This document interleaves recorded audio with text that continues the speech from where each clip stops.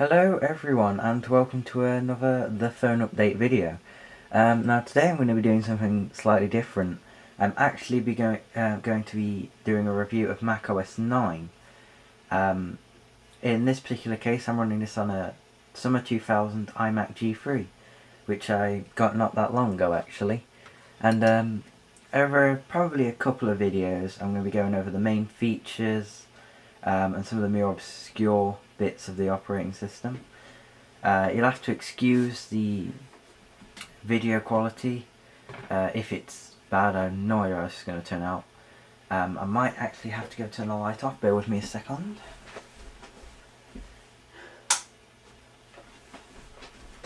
Yeah, that makes it a little bit better. So anyway, in the first part of this video I'm actually going to be going to doing a little overview of the Finder. But first things first, we'll go ahead and open about this computer. I'll zoom the camera in a little.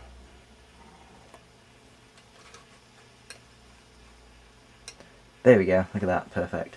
As you can see, this is running macOS 9.1 with 384 megabytes of RAM. So it's, in terms of macOS 9 standards, it's a relatively swift machine, considering the time this operating system was around. Anyway, we'll just go ahead now and open up a Finder window. Now I must stress that I got this machine obviously second hand, so not all of these files are mine, but as you can see here, this is your basic macOS 9 Finder window. Your close button is up here in the top left, and over here on the top right you have your maximize, but it doesn't work as maximize in the traditional Windows sense. It just opens the window so you can see all the contents basically. It's quite a neat idea. And you have this button here which makes the window go to a little bar at the top, and you can also do that by double clicking the bar. Just underneath that you have the number of items and the disk space available on the disk, and then there's all your items. So it's nice and simple. There's no clutter, obviously, because this is a Mac. There's no menu bar on the Windows. They are all above on the bar at the top.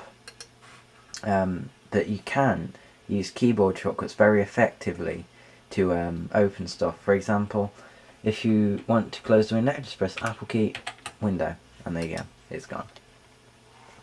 Now, as I mentioned before, I'll just try and get a better close-up on the Finder menu. There we go, menu bar at the top. Macs have their menu bars for all open windows at the top, along the top of the screen here. So you have your basic Apple menu, where you can have things with desk accessories, and also drop-down menus of applications, control panels, all that kind of stuff. Then you have your file menu, which does all your basic file commands: new folder, open, print, get info, which is basically the Mac equivalent of properties. Then you have find, search the internet, page setup, print desktop, so just basic commands there. Then an edit, undo, copy, paste, clear, that kind of stuff. View is where it gets a little bit more interesting. You can select whether you want to view your desktop or any window as icons, or hang on one second here, or buttons, which is rather nice because it means you can just with one click press the button instead of having to double click. It's a very nice feature if you're an inexperienced computer user, because obviously if you use the internet a lot you'll be used to clicking things just once. You also have the option to clean up, which basically arranges all the icons in a neat grid. You can set it to arrange by name, etc. And you've also got view options, which I'll just bring up for you now. It tells you the folder that you're currently in, so you can set options on a per folder basis, which is rather nice. You can set it to always snap to grid and keep arranged in a specific way. So there's rather nice customization features there. Window just shows you open windows. Special, empty trash, sleep, restart, shut down.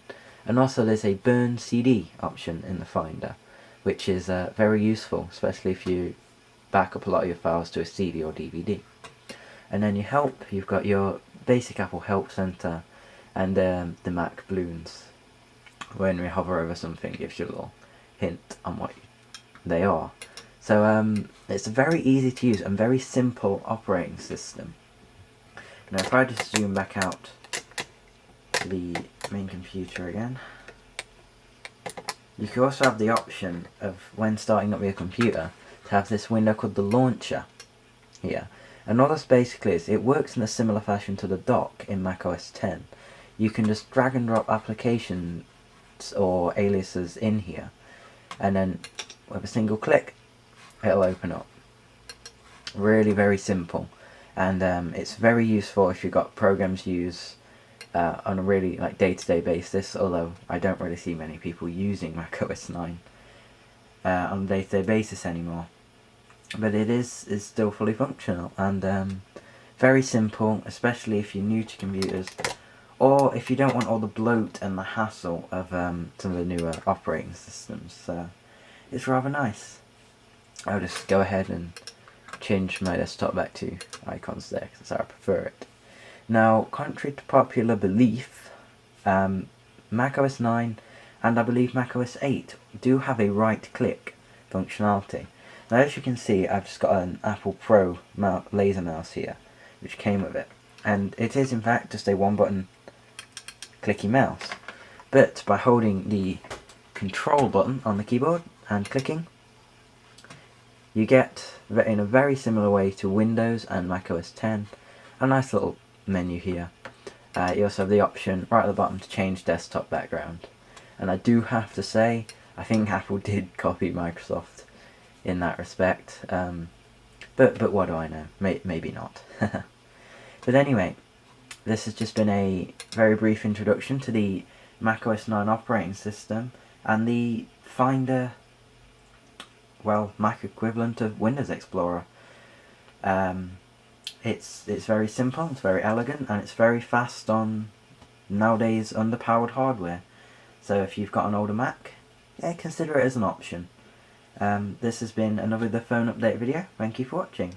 Sorry if it bored anyone.